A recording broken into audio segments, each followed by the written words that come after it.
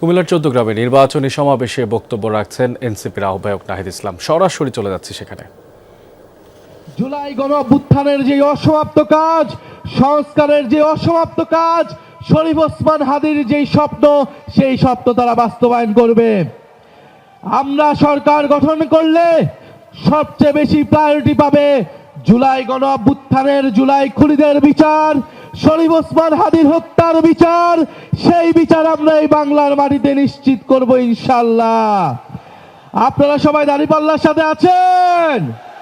আপনারা তাহের ভাইয়ের সাথে আছেন? ইনশাআল্লাহ তাহের ভাইকে আমরা সংসদে পাঠাবো।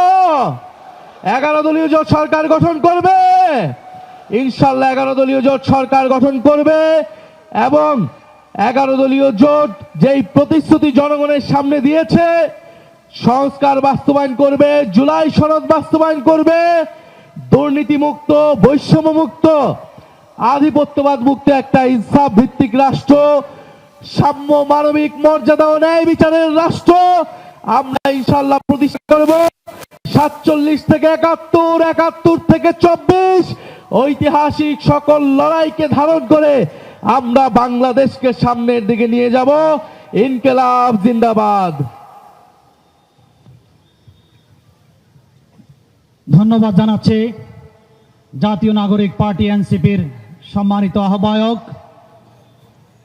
চৌদ্দগ্রামবাসীর পক্ষ থেকে আন্তরিকভাবে শুভেচ্ছা জানাচ্ছি।